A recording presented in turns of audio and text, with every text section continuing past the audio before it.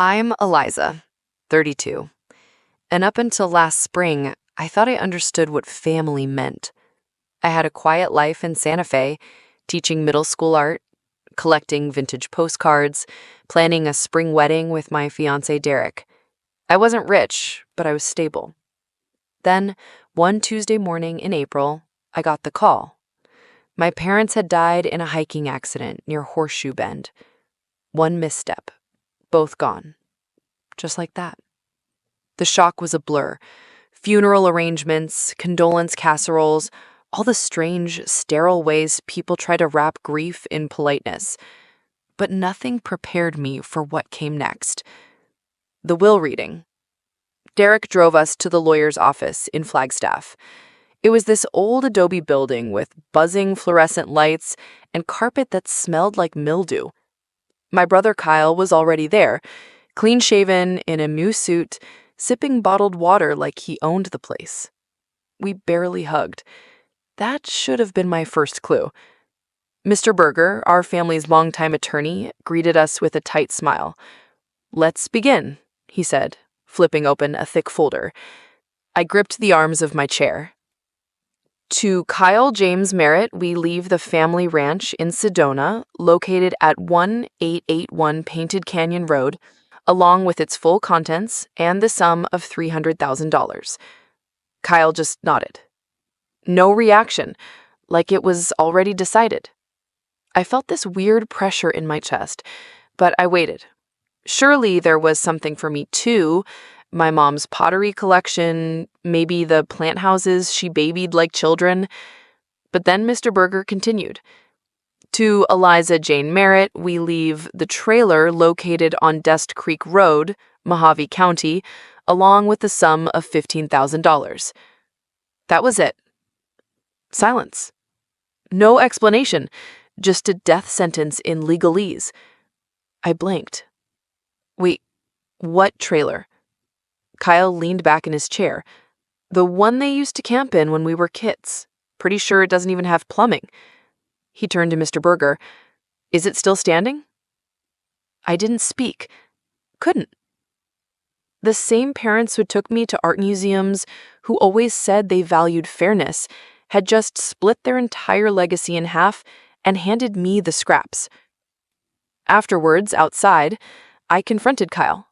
You knew. He shrugged. Mom and Dad made their choices. You always said you didn't care about money.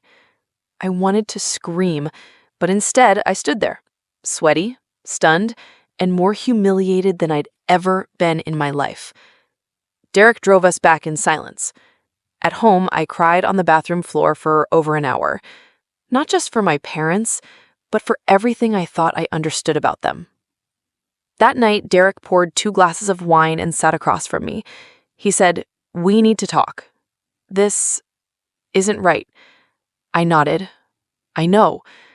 But when he suggested contesting the will, hiring a lawyer, making it messy, I hesitated. They're gone, I whispered. Dragging their names through court won't bring back answers. He looked at me like I'd grown 2 heads. So you're just gonna let your brother walk away with a multimillion-dollar estate while you rot in some rust bucket in the desert? I didn't answer, because I didn't know. What I did know was that something wasn't adding up. My parents weren't careless. They weren't cruel. And if they left me that trailer, they must have had a reason. I just didn't know what it was yet. And that's when the second betrayal hit me. Not from my brother, not from my parents, but from the person I thought I could lean on most, Derek. At first, he acted supportive. He brought me coffee in bed, said things like, "Maybe your parents had a reason," or "Maybe it's not as bad as it sounds." But underneath all that gentle tone was this edge, this low simmering frustration, like he was waiting for me to snap out of it and fight back. A week after the will reading, we were having dinner, takeout burgers, still in their wrappers, and he just dropped it. "You know this is insane, right?" he said. 15 grand and a trailer? Your brother gets a whole goddamn ranch, and you get a storage unit with tires? I tried to laugh it off. "It's not about the money," I said. though it kind of was. He set his burger down. "It's always about the money, Eliza, and everyone knows it but you." That hit me harder than it should have. I wanted to defend myself, to say I was trying to be respectful, to not tear apart my parents' memory over assets, but the truth was, I didn't know what to do. I felt stuck, grieving, angry, confused. Derek didn't want to hear it. The next few days, his comments got sharper. "You let your brother walk all over you. You've always been too soft. You're choosing to be a victim." I started avoiding conversations, tiptoeing around my own home. It was exhausting. Then one night, after I came home from a walk, I found my suitcase on the bed, half packed. My hoodie, my sketchbook, my old camera bag, all shoved in like someone was in a rush. Derek stood in the doorway. "You need to go," he said flatly. I thought it was a joke. "Go where?" He crossed his arms. "To the trailer, to the middle of nowhere. Go see it for yourself. You keep saying there must be a reason, that your parents weren't cruel, so go find out. But don't come back until you've figured out who you are without letting everyone walk all over you." I stared at him. "Are you kicking me out?" He didn't flinch. "Call it an intervention." I didn't cry. Not then. I just nodded. Went into the bathroom, locked the door, and sat on the edge of the tub for 20 minutes staring at nothing. When I came out, he was already in bed. Lights off. Didn't say a word. I zipped the suitcase, grabbed my keys, and left. I don't know what hurt more, getting disinherited or realizing the man I planned to marry only loved the version of me who played small, who never made things complicated, who kept quiet. The desert air hit different when you're alone. Driving out of Santa Fe at midnight, all I could hear was the sound of tires and old country radio static. My GPS said the trailer was 6.5 hours west, somewhere past Kingman off a dirt road that didn't even have a name. I kept telling myself I'd turn back, that I'd stop at a motel and cry and call Derek and say I was sorry. But I didn't. Somewhere around mile marker 240, I made a decision. I wasn't going to that trailer to prove anything to Derek or to Kyle or even to the ghost of my parents. I was going for me because I needed answers. And I had this feeling deep in my bones that that broken little trailer might be the only place left where the truth hadn't been paved over. By the time I pulled into Dust Creek Road, the sun was rising, and the desert looked like it hadn't blinked since the 1950s. Sand stretched for miles in every direction, dotted with scraggly bushes and rusty fence posts that led to nowhere. My GPS gave up about 10 minutes earlier, so I was just following an old printed map my mom used to keep in the glove box. And then I saw it, the trailer. Perched awkwardly on a patch of dry earth, half buried in dune grass, leaning slightly to the left like even it had given up trying to stand straight. It wasn't just run down, it was exhausted. I killed the engine and just sat there, staring. A cracked satellite dish hung off the roof like a broken limb. The steps were warped. One of the tiny windows was boarded up from the inside. And yet, something about it felt familiar, like a faint smell from childhood you can't quite place. I opened the car door. The air smelled like warm metal and sagebrush. Gravel crunched under my boots as I walked up to the front door. It didn't have a keyhole, just a latch. It creaked open with a slow, theatrical groan. Inside, it was like stepping into someone else's forgotten dream. Faded floral curtains, a stained futon, a tiny kitchen with a stove the size of a toy. Dust coated everything. The air was stale, like it hadn't moved in years. I opened one of the overhead cabinets, just old cans of peaches and a box of matches. No note, no clue, nothing. I dropped my bag and sat on the edge of the futon, too tired to think. That's when I heard it, footsteps outside. I froze. The crunch of sand, deliberate and steady. I grabbed my phone, no signal. A moment later, there was a knock at the door. Not loud, just 3 gentle taps. I opened it to find a woman, probably in her 70s, wearing jeans, work boots, and a sun-bleached flannel shirt. Her face was lined like riverbeds, her eyes sharp and kind. "You must be Eliza," she said, like she already knew. "I'm Joan. I live just yonder." She pointed to a speck of rooftop on a distant hill. "I saw your car, figured I'd bring you something to eat." She handed me a small basket with a red checkered cloth. Inside were biscuits, apples, and a mason jar of something that smelled like plum jam. I blinked. "How did you know I was coming?" Joan tilted her head. "Your mom told me. Years ago. Said one day when the time was right, you'd show up. Alone." My heart stopped for a beat. "You knew my mom?" She nodded. "Not well.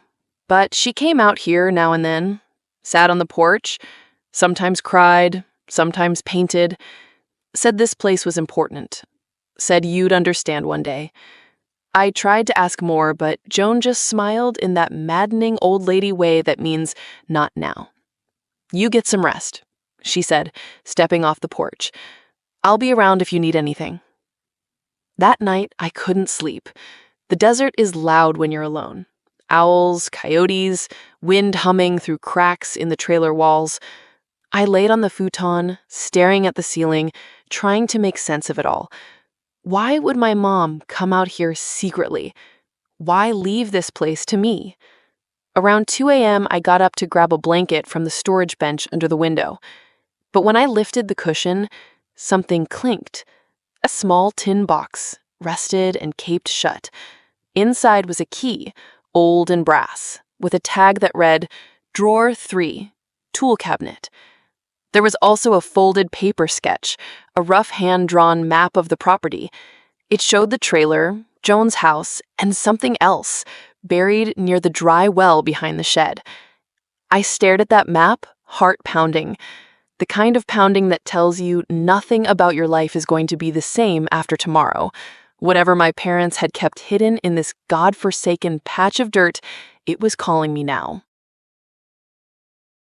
So the next morning, with Joan's biscuits in my bag and that old map in my back pocket, I stepped outside into the rising desert heat, ready to follow the first breadcrumb on a trail I didn't even know I was meant to walk.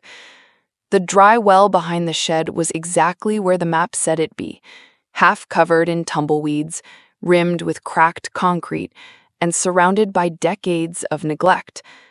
I cleared the brush and found the rusted tool cabinet leaning beside it, practically welded shut by time and dust. Drawer 3. I used a crowbar from the trailer to pry it open, and there it was, a metal lockbox. Inside, documents, a flash drive, a leather-bound notebook with my father's initials stamped in gold, and taped to the inside lid, one sentence in my mom's handwriting: "If you're here, it means you're ready." I carried everything back inside and laid it out on the tiny kitchen table, like a puzzle. The notebook had sketches, plans actually, architectural drawings, measurements, ideas for a structure labeled the glass room.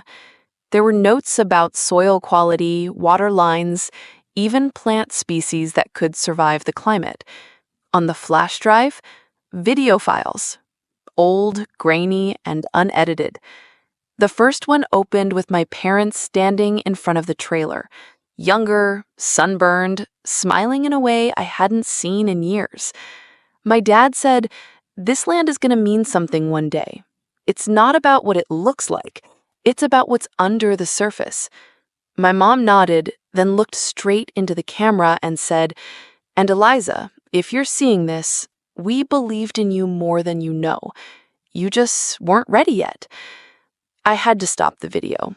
My throat was too tight. I stared at the screen like it might suddenly offer answers, but all it gave me was another question. What the hell had they built out here? I flipped back through the notebook and found a section labeled Project M, Legacy. My father had sketched out a plan to turn the trailer and the surrounding land into some kind of artist sanctuary. self-sustaining, off-grid, powered by solar, irrigated by a buried cistern system. There were dates, budgets, supply lists, even a timeline. It looked like they had started the project 20 years ago, and then just stopped. No reason, no explanation. I walked outside, notebook in hand, scanning the property. That's when I noticed something. A row of stones, perfectly spaced, leading away from the trailer toward the edge of the ridge. I followed them. At the end of the line was a slab of metal, half buried, disguised as part of the ground. I pried it open and stared down into darkness. A metal staircase. Cool air drifted upward. My hands were shaking. I turned on my phone flashlight and climbed down. What I found below wasn't a bunker. It wasn't a shelter. It was a gallery, or the bones of one. Concrete walls, steel beams, floor markings showing where displays were supposed to go. A space big enough for 30 people. On one wall, painted in my mom's familiar brushstrokes, were the words, "Art belongs where no one looks." I sat down right there on the floor and cried, because suddenly everything made sense. My parents weren't punishing me. They were handing me the keys to the one thing they never got to finish, something they built for me, something no one else could understand. Not Kyle, not Derek, me. When I climbed back up and sat on the porch, dusty and shaking and still trying to process it all, Joan showed up again, carrying a thermos and a look like she already knew. I told her everything. The drawings, the flash drive, the underground room. She smiled, real slow. Your parents weren't dreamers. They were architects of hope. And you? You're the builder now. I didn't reply. I just nodded and held that notebook like it was a sacred text. But as I started mapping out what to do next, something unexpected happened. Kyle called, after months of silence. And the first words out of his mouth weren't, "Hi," or "How are you?" They were, "Heard you've got something valuable out there." No warmth, no curiosity, just calculation. I paused. "What exactly did you hear?" He laughed, low and fake. "Come on, Eliza. Don't play dumb. You think this kind of thing doesn't get around? Land like that, out in Mojave, untouched, sitting on top of God knows what? People talk, especially when they want a piece of it." I should have hung up, but I didn't. "It's not for sale," I said flatly. "Didn't say I wanted to buy it," he replied. "I'm just saying, you and I might want to talk about how to handle this the smart way." That phrase, "the smart way," hit me sideways, because I'd heard him use it before, at the hospital when Mom was still alive, at the funeral, during the will reading. Every time he wanted to control the narrative, he'd toss out that same line, like manipulation disguised as common sense. "Kyle, why don't you tell me what you really want?" He didn't miss a beat.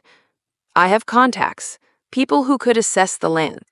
If there's lithium or uranium or rare metals under there, we're talking millions. I could handle the legal side. You'd get your cut. You wouldn't even have to do anything." I felt my stomach tighten. And ruin everything Mom and Dad tried to build? Destroy the land? Turn this into another extraction site? Silence. Then, in that clipped voice he always used when he thought I was being naive, he said, "They were idealists, Eliza. This is the real world. You've got something profitable. Don't let nostalgia blind you." I hung up.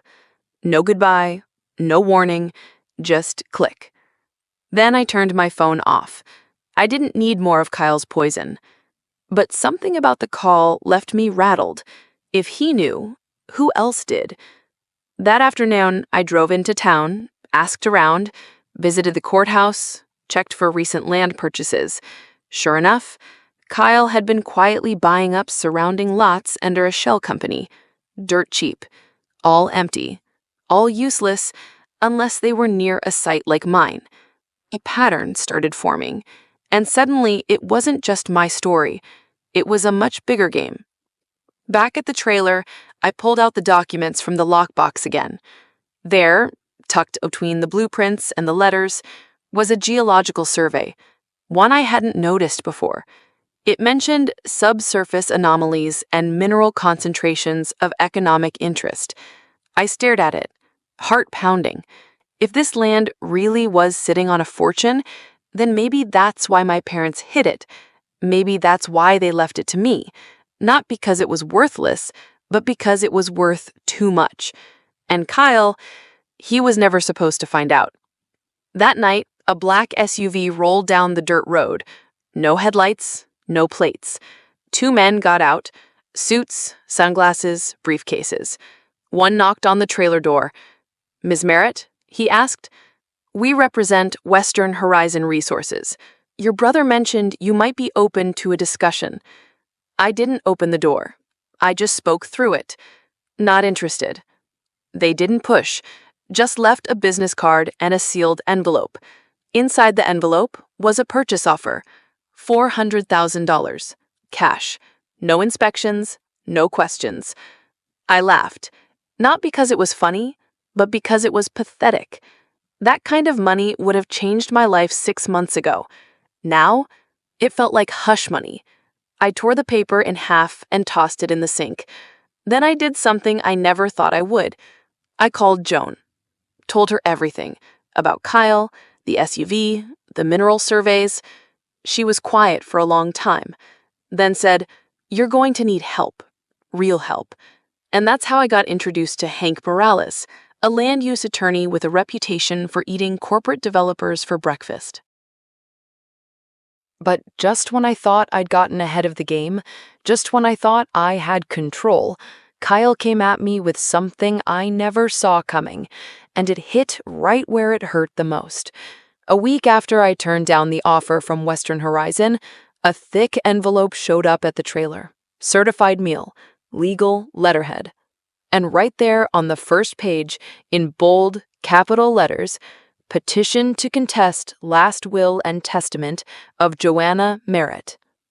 Kyle was suing me, claiming Mom hadn't been of sound mind when she wrote her will, that she was emotionally compromised and manipulated by unresolved family dynamics, that she'd been unduly influenced by Eliza Merritt in the final year of her life.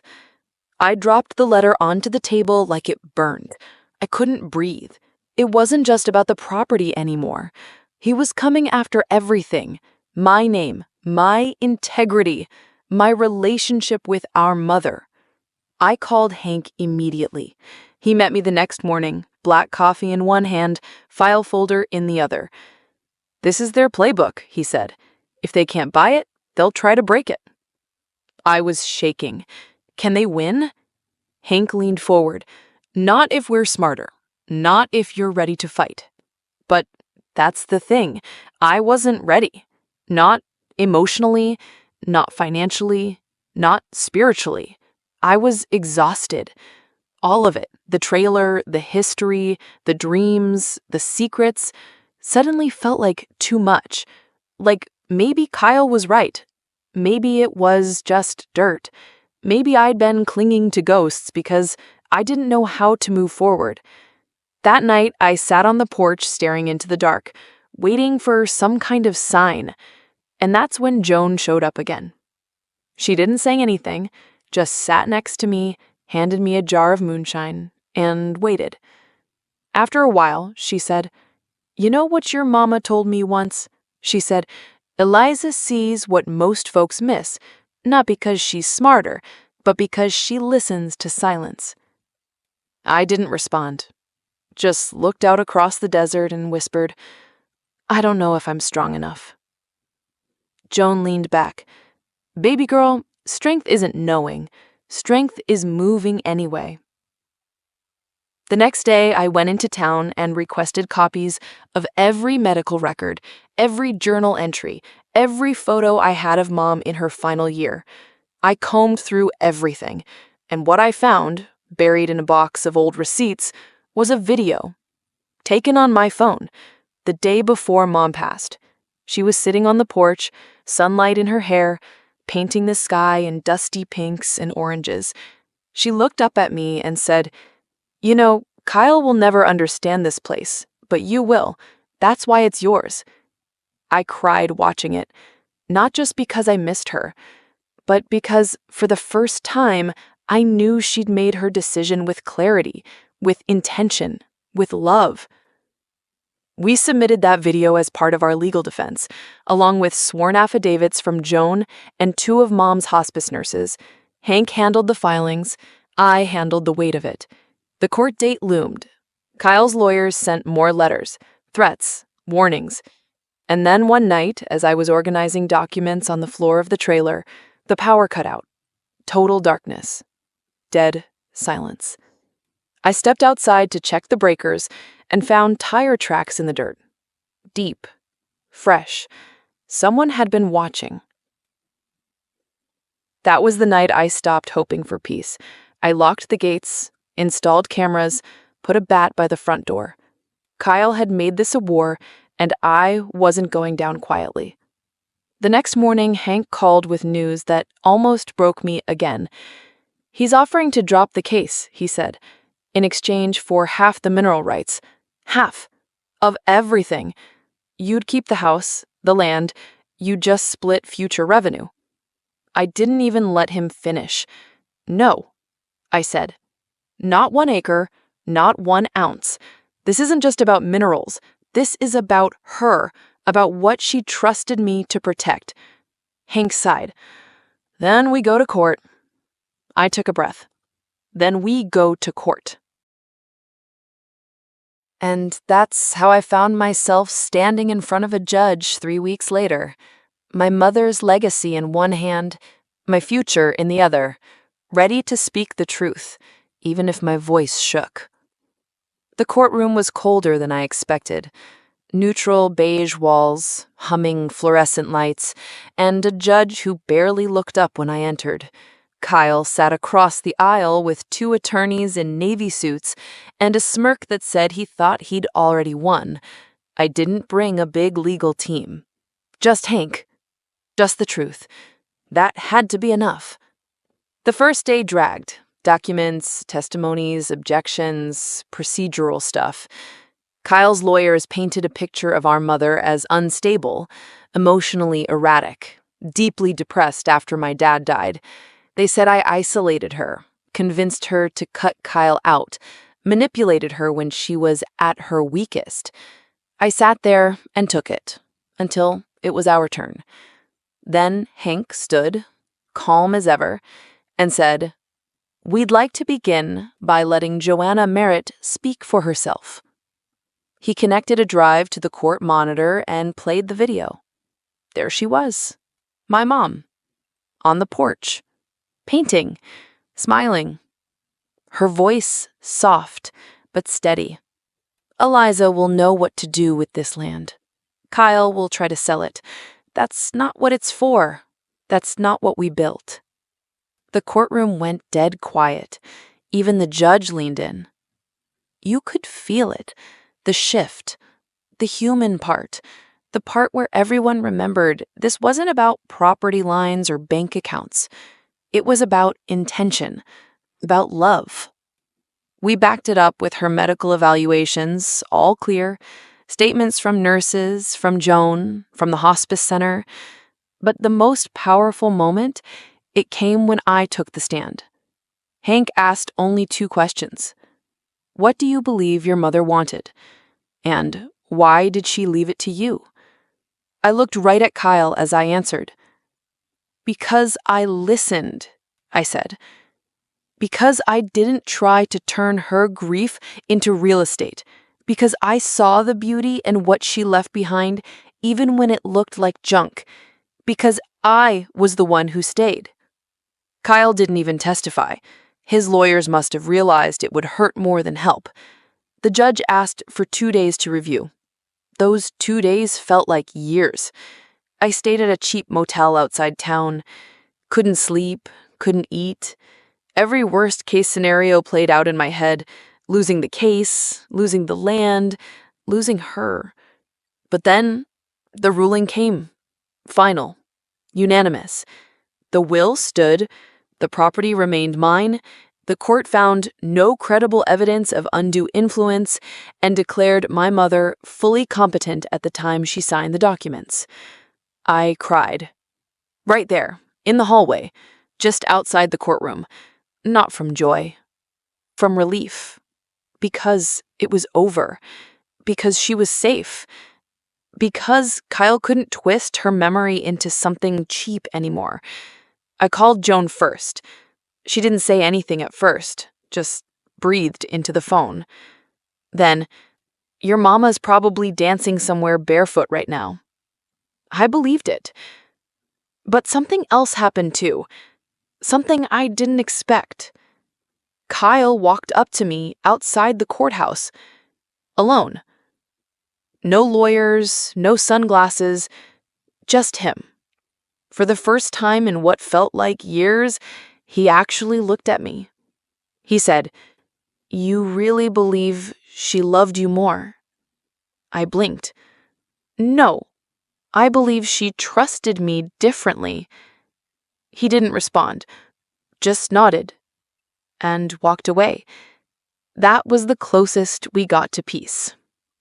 Back in Dust Creek, the desert felt different, lighter, like something had lifted. I took off my boots, stood barefoot in the dirt, and just stood there. Let the silence wrap around me. Let the wind carry away everything I'd been holding on to. And for the first time since this whole thing began, I didn't feel lost. I felt rooted. Over the next few weeks, we got back to work. Hank connected me with a preservation nonprofit that specialized in desert architecture. I filed to register the glass room as a protected structure. We cleaned up the underground gallery. I called in local artists, students, even a landscape ecologist from the university. It started as a project, then a vision, then a movement. People came, donated, painted, built, and little by little, the place started to breathe again. And then, one morning, while cataloging old documents in the storage shed, I found something buried under a pile of warped canvas, something that would change everything I thought I knew about my parents, the land, and the real reason they left this to me. It was a leather-bound journal. My dad's handwriting. I hadn't seen it in years. He'd always scribbled in notebooks, but this one was different. Thicker, heavier, locked. The key? Taped under the lid of an old paint can, right where only someone who knew their habits would look. I sat down on the porch, dusted it off, and started reading. The first entry was dated April 7th, 2002, 3 months before he passed. "We always said we'd leave the house to Eliza," he wrote, "not because it's worth money, but because she sees value the way we do. Quiet, unassuming, but real." I swallowed hard. As I flipped through the pages, entry after entry revealed a hidden truth. My parents had discovered something years ago beneath the southern ridge of the property, what my dad called a pocket of power. Not just minerals, not just land, but potential. Ecological, historical, spiritual. They called it the Heartline. According to the journal, the Heartline was a convergence point, where aquifers crossed beneath ancient native trade routes, where indigenous families once gathered to hold solstice ceremonies, where wildlife patterns shifted with eerie precision. My parents had spent over a decade mapping it, documenting soil samples, interviewing elders in nearby communities who spoke of its significance. But the most shocking thing? They had planned for it to stay hidden. "Not all treasure is meant to be extracted," Dad wrote. "Some is meant to be protected, passed on, guarded." By the time I closed that journal, my hands were shaking. Not from fear, but from the weight of responsibility. This wasn't just about beating Kyle or fixing up an old house or honoring my mother's memory. This was about preserving something sacred, bigger than all of us. The inheritance wasn't money. It wasn't land. It was purpose. My purpose. And suddenly, everything clicked. That same week, I met with a local historian who had read about our preservation efforts in the county paper. When I mentioned the Heartline, her eyes widened. She said, "We thought that was just a legend. If it's real, it changes everything." Together, we pulled historical land maps, satellite overlays, old mining records, and what we found confirmed everything. The mineral veins in the area weren't the main story. The aquifer was. A pristine underground water system that could support entire ecosystems if protected, or be permanently destroyed if drilled. That night, I walked out to the southern ridge with Joan. No flashlight, just the stars. We stood there in silence. "Do you feel it?" she whispered. I nodded. It wasn't a breeze. It wasn't a hum. It was like the earth breathing, like it knew we were listening. I thought about what would have happened if Kyle had won, if I'd sold, if no one had cared. And I realized I had almost walked away from the thing I was born to protect. I started writing grants the next morning, partnered with environmental scientists, launched a new nonprofit, the Heartline Conservancy. Our mission? Preserve the ridge, educate the community, elevate Indigenous voices who knew this land long before any of us. Within a month, the project got picked up by a regional documentary crew. The story aired statewide, then national outlets called, a podcast, then a short feature on NPR. One day, I opened my email and saw a message from a high school teacher in Ohio. "We're teaching your story in our environmental justice unit. Thank you for showing what stewardship looks like." I cried reading that because it wasn't about me anymore. It was about we, the community, the mission, the next generation. I'd spent so long thinking I'd been left scraps, when really, I'd been entrusted with a legacy, not just of blood or family, but of care, of listening, of doing the hard thing even when it costs you everything. So I rolled up my sleeves and got to work, not just fixing what was broken, but building what had never existed before. I wasn't alone this time. The word had spread about the court case, the restoration, the Heartline. People came from everywhere. Artists, students, retired farmers, single moms, veterans. Locals who'd lived in Dust Creek their whole lives, but never knew what this land really meant. One woman showed up with a photograph of her grandmother taken during a summer harvest festival in 1939, right here, under the sycamore tree. She said, "My family used to dance here. You brought the music back." And I believed her, because that's what it felt like. Music. Not the kind you hear, but the kind you feel. When hands come together, when strangers become neighbors, when land breathes again because someone finally bothered to listen. We built a greenhouse using reclaimed wood from the collapsed barn, started a community seed library, installed solar panels with the help of a local trade school. Every Friday, we hosted open paint nights on the porch. Kids painting wildflowers, old folks sharing stories, teens turning blank boards into murals of resilience. But it wasn't all pretty. Western Horizon didn't give up. They filed for mineral access permits under a new name, offered my neighbors triple market rate for their land, even tried to start rumors that I'd faked the geological data, that I was a puppet for out-of-state environmentalists. And worst of all, Kyle reappeared. Not in person, but in court. Again. This time suing for potential revenue lost due to willful obstruction. I almost laughed. Almost. But then I remembered. Every lawsuit cost money, time, energy, hope. So I did something I hadn't done since the day he first betrayed me. I called him, told him to meet me at the glass room. No lawyers, no press, just us.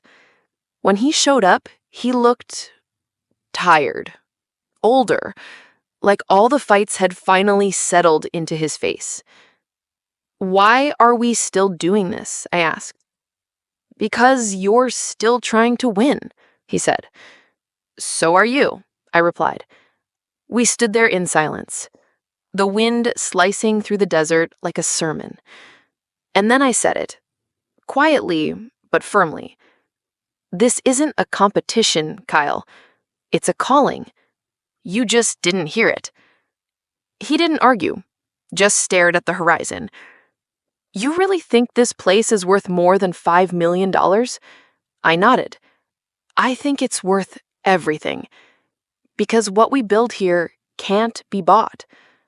That was the last time we spoke. The case faded, and for once, so did he. Months passed. The project grew.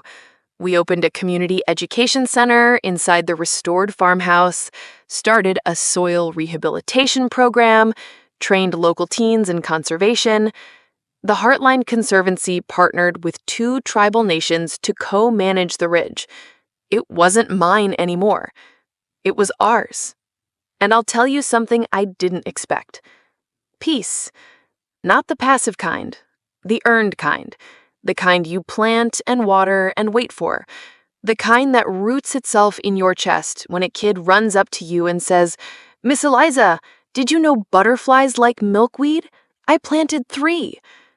That was the moment I realized the revenge wasn't winning a lawsuit. It wasn't keeping the land. It wasn't proving Kyle wrong. It was this: watching life return to a place they said was dead. Watching joy replace greed. Watching a forgotten patch of dirt become sacred ground again. 1 year to the day after I first arrived, sleep-deprived, heartbroken, unsure of everything, I stood barefoot on the porch of the glass room, holding a cup of chamomile tea and watching the sunrise paint the valley gold. The house didn't creak anymore. The wind didn't sound like ghosts. It sounded like breath, like a promise being kept. That morning, a yellow school bus pulled up the drive. 30 kids stepped out, wide-eyed and chattering. Their teacher waved from the door and said, "Field trip to the Heartline." And just like that, I knew. We'd done it. Joan met me in the garden a little later, her apron covered in dirt and joy. "Your mama would have loved this," she said, handing me a jar of honey from our own hives. "And your daddy? He'd be out here building benches out of driftwood." I laughed, then cried, then laughed again. Because grief never really leaves. It just folds itself into moments like that. Quiet. Warm. Gentle. Inside, we were hosting a workshop on sustainable water harvesting. Hank was there too, giving legal advice to young conservationists. I caught his eye. He smiled. That kind of smile that says, this is what it was all for. And you know what? It was. But the moment that really got me, really made me feel the circle close, came later that afternoon. A young woman approached me, maybe 19, backpack slung over one shoulder, camera in hand. "Hi," she said shyly. "I'm studying environmental storytelling. My professor sent me your podcast." I blinked. "My what?"